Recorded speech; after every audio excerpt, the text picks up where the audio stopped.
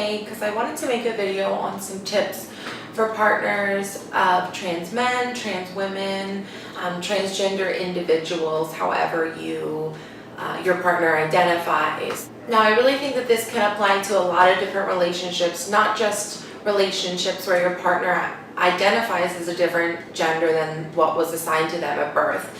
But I'm specifically talking to my personal experiences. I know that there's not really a lot of videos out there in my experience for partners of trans men, trans women, and how to deal with that sort of thing. I know when me and Caleb started dating 7.5 years ago, it'll be 8 years in January, there wasn't a lot out there that I could find that was especially on YouTube. I like watching this kind of platform, listening to people talk, those sort of things.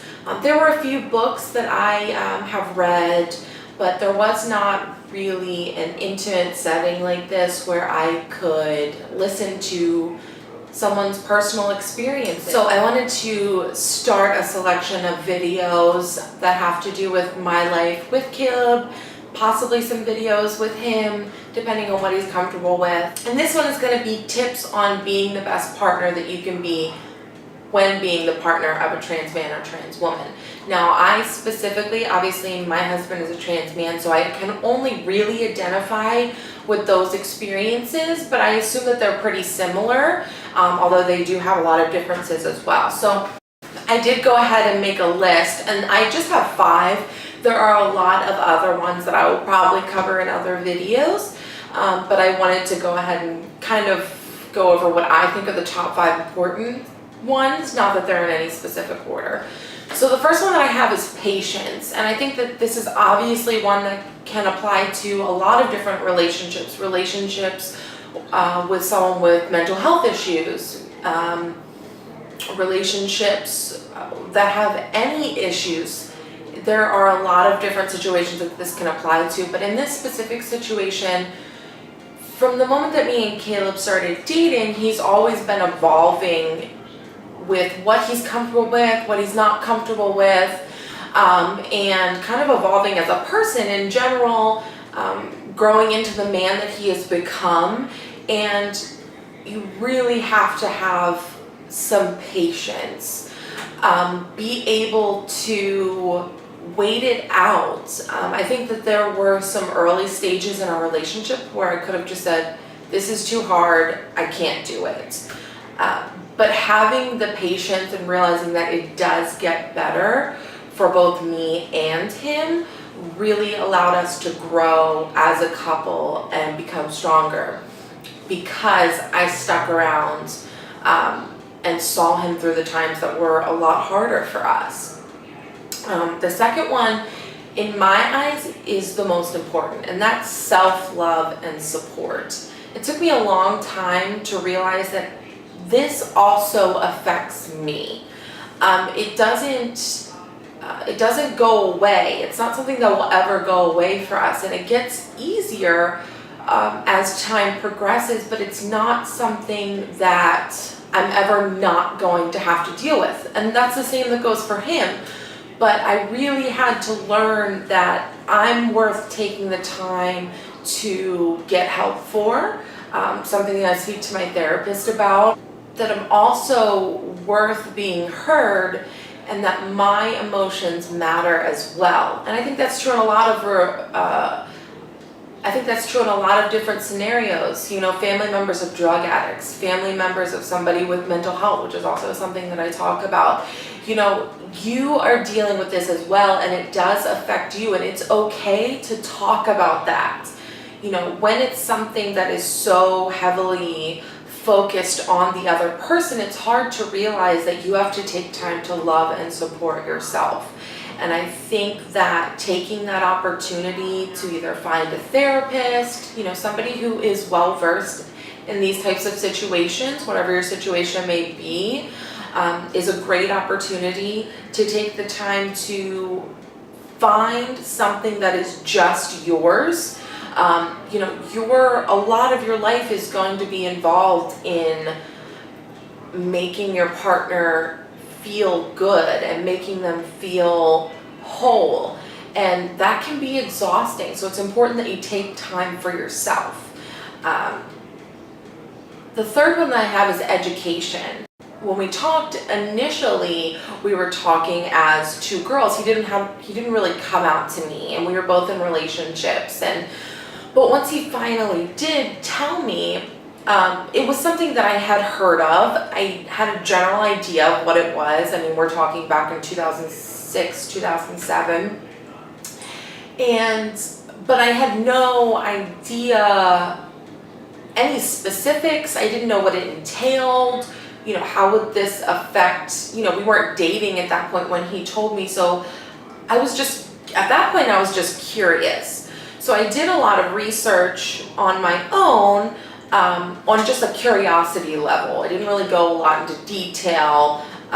But as we started dating and as certain things started to happen to us, I did a lot of research on different forums. I really wanted to know at that point, since he wasn't talking a lot to me about how he felt.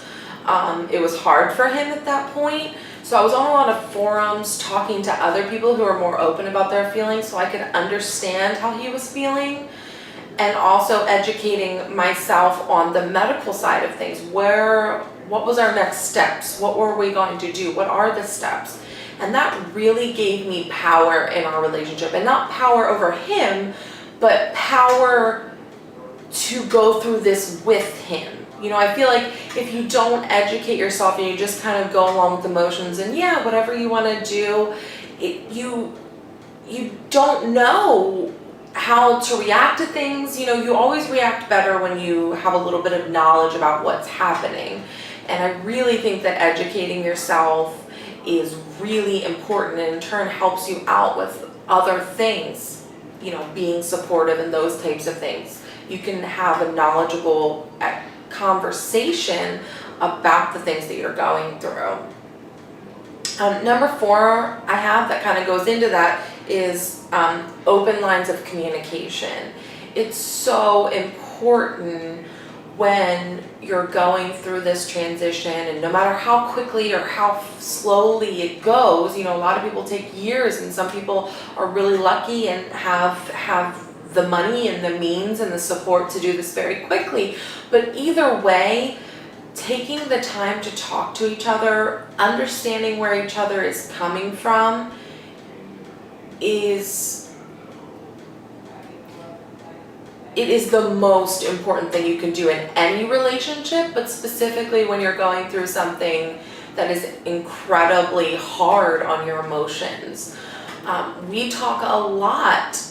We talk less about it now because it just is, and it's not something that affects us on a daily basis unless it's brought up, or unless we are, doing this testosterone or however, or saving for top surgery, however that goes.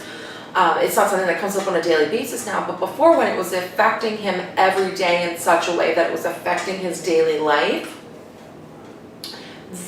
being able to talk about it, for me, really helped to know how to respond to certain situations. If I had no idea that, let's say, us going out to dinner and someone saying, how are you tonight, ladies, or whatever, if I didn't know how that affected him, then I don't know how to respond to it, and therefore that causes me anxiety because I have no idea how you feel. And being able to know how to react to certain situations actually makes me less anxious because I don't have to step on eggshells.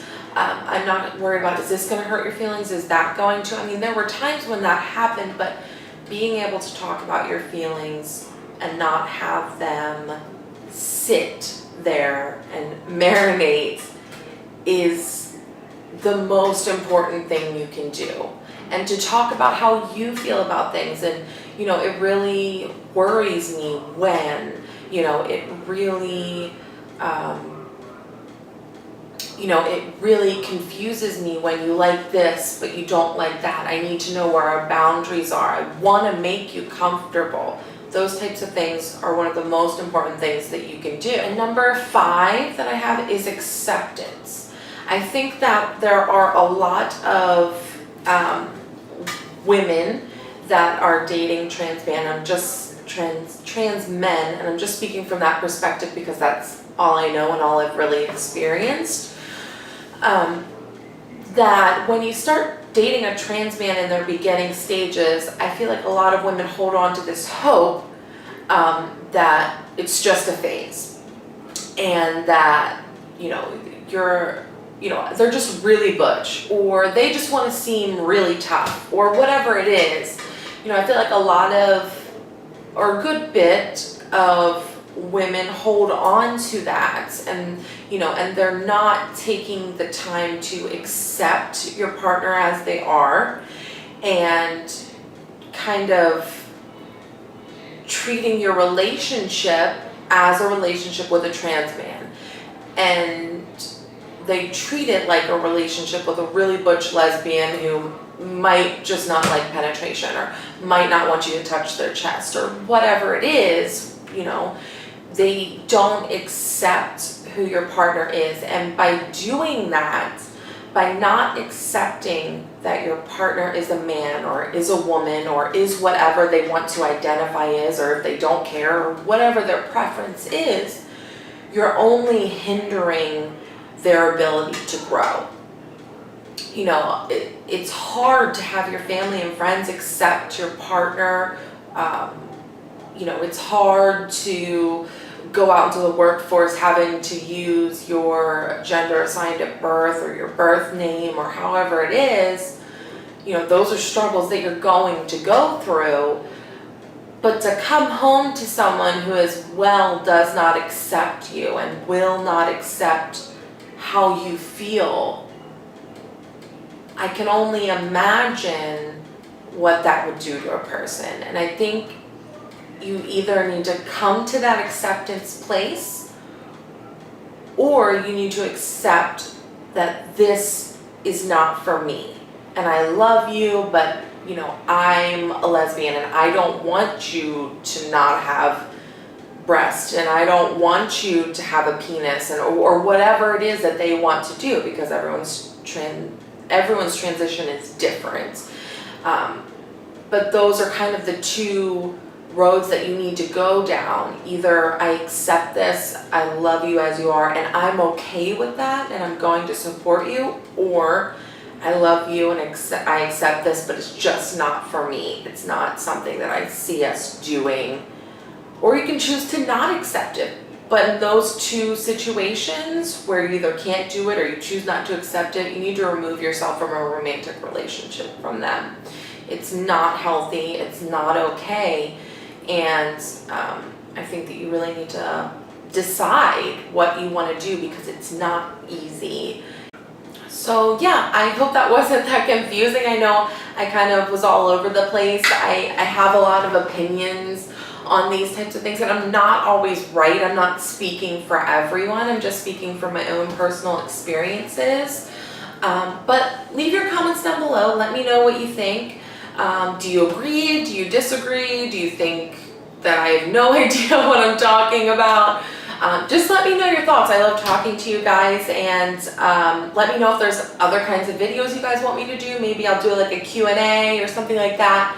But leave your comments down below, and click the like button and subscribe if you're not already, and I will talk to you guys later. Bye.